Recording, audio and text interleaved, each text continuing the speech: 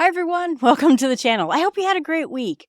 As you can see, I'm feeling better. COVID finally, after all this time, has settled its way out.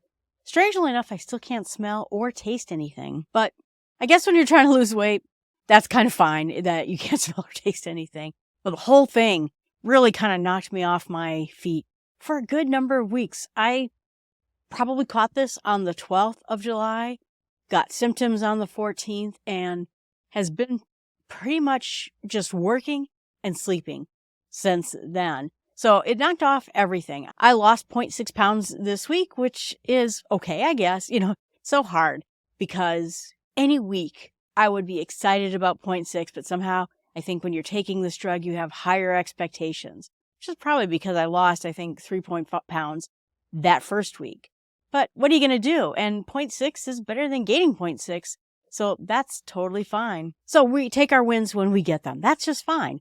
0.6, great. And I still continue to lose inches. I continue to lose inches off my waist, so now pants can't fit at all.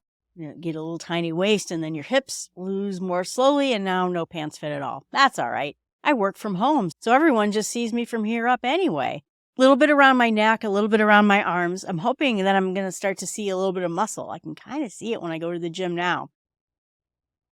So there are some other signs that I'm doing just fine and the weight loss is still coming. Like I said, I moved up to 5 milligrams last week, and we'll talk about that experience here in just a minute. But getting COVID and being sick since the 14th knocked me off of everything. I was just a giant lump, either on my bed or on my couch. So my exercise program completely got off whack.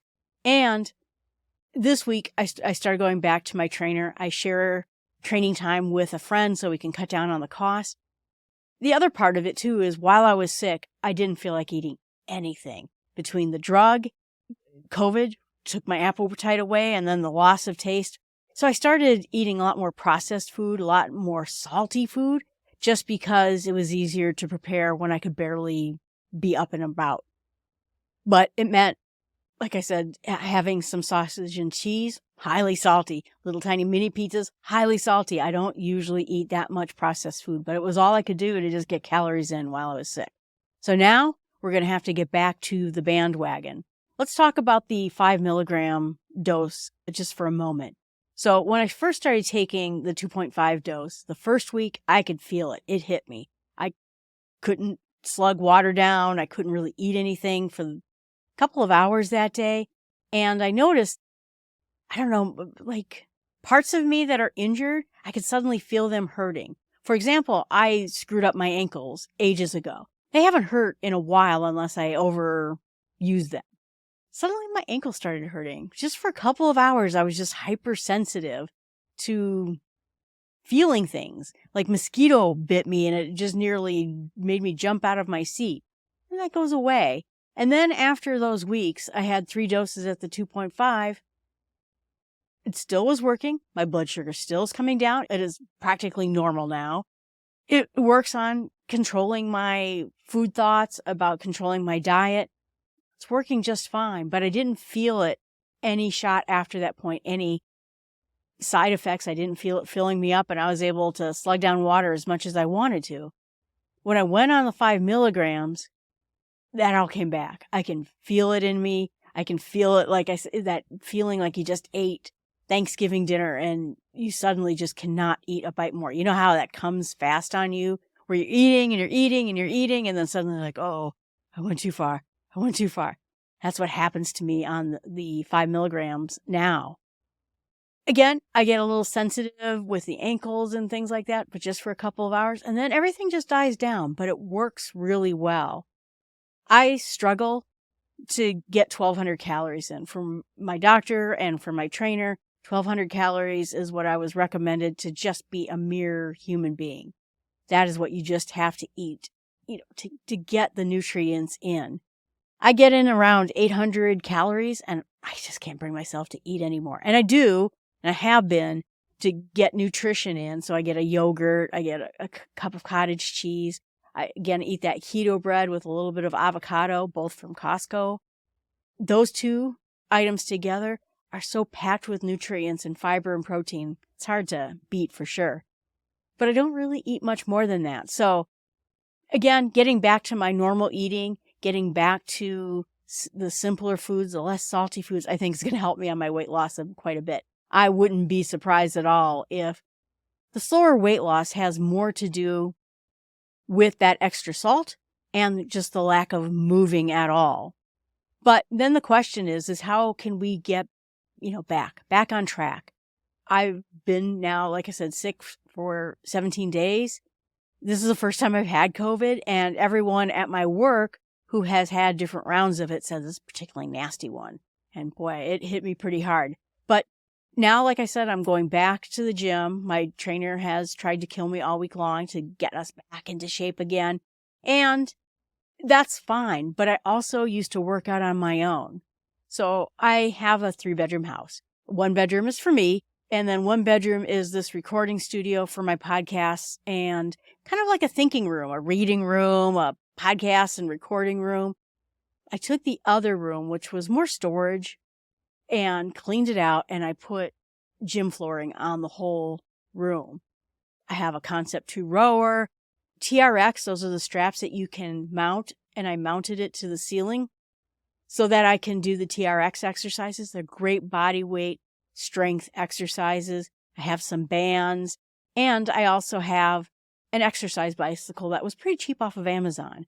And between all of that, and I also have an Oculus, which I can play Beat Sabers and some other exercise programs I have on there. I try to mix it up a little bit so I don't get bored. Boredom in exercise has just been killer for me.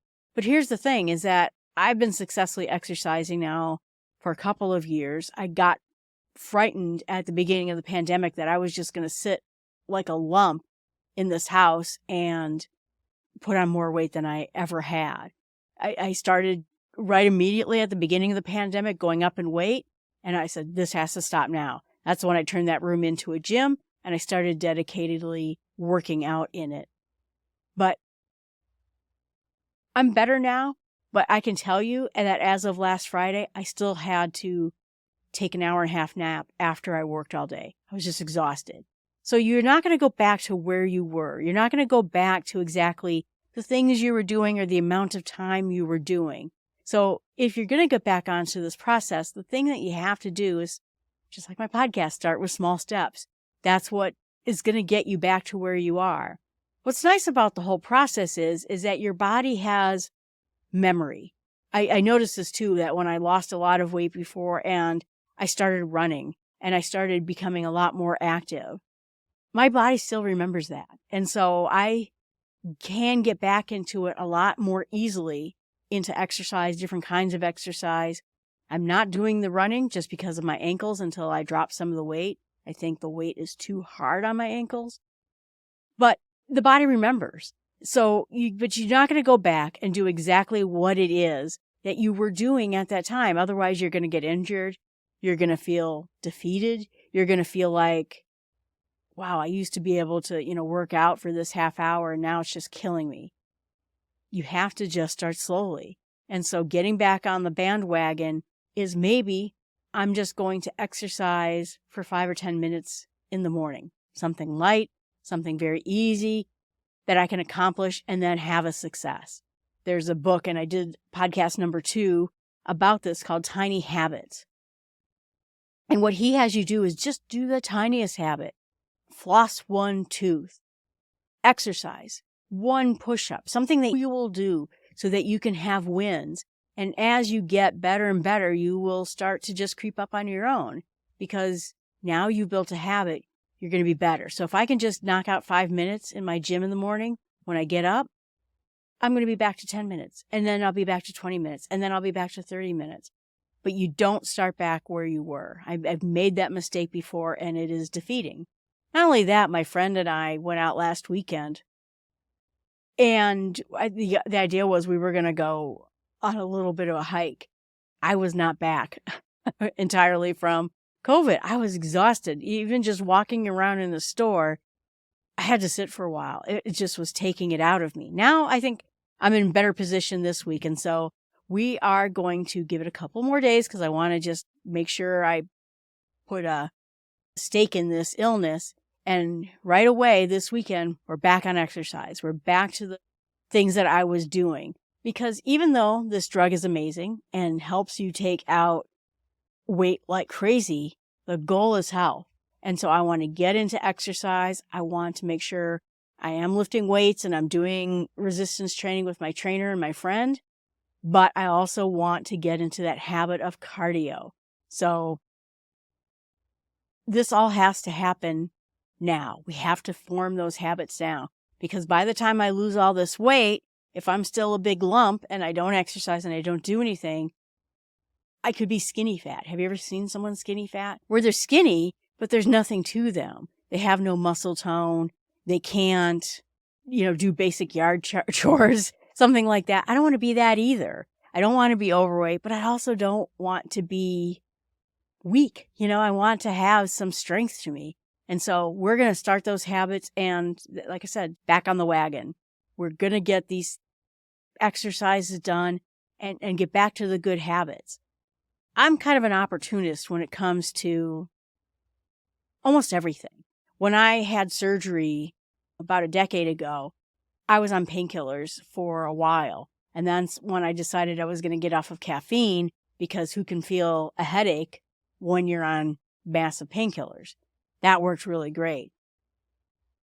I made the mistake of going back on caffeine. And so now we're going to kill this off once and for all too. But while you're on this drug, while you have some guardrails that are artificially created with pharmaceuticals, take advantage of it. Start eating better. Start getting into good habits. Start exercising. And I can tell you already, even though it's, somewhere around 9.2 pounds total, I feel better. We were doing step-ups the other day, and those usually crush me. But just being, I think, 9 pounds lighter, I could tell. I could feel it in these exercises that I'm getting better at this. It is not as strenuous as it used to be. I mean, walk around with a 10-pound weight sometime, just around your house. Wash the dishes, have it on you at all times. It's tiring. And so I think that that's the thing. So I'm taking this opportunity of being on this drug, not to just magically lose weight, but to repair things so that if whatever happens, my insurance company will no longer pay for it. Something happens along the way, I will have good habits to carry me forward. And that's all going to start with small steps. And that's all going to start up again. The weight loss, fine. The other things, the inches lost, fine. I'm almost in those tight pants. I mean, if I was a different kind of human being, I'd probably wear those tight pants out. But for me, I'm almost there. And the other thing is for the first time at work, someone said, "Hey, your face looks a lot thinner." Because again, Zoom meeting work, they only see this part of me. It's success, right? And we're going to keep working on those successes. And I'm going to, now that I'm better and now that I'm feeling well, we're going to start, really working hard at this. Really working to push through this. I live in a place with winter, so all winter long I'm going to be inside and exercising inside. I would love next spring, when I start getting outside again in March, to be a lot thinner. So thanks so much for watching. I hope you're enjoying this. Again, you can always email me at jill@startwithsmallsteps.com. You can find all of my podcasts at abetterlifeinsmallsteps.com. That's my hub site with a blog that my friend M writes. That's the site for the whole network. You can see what other podcasts I have. Start with Small Steps, Small Steps with God, the Bible in Small Steps, you see a theme here, and Buzz, Blossom, and Squeak. It's a marketing disaster, but it's all about getting outside and seeing nature. And wasn't that name adorable enough that I didn't have to call it Small Steps? But you can get outside, take small steps if you like. All right, have a great week, everyone.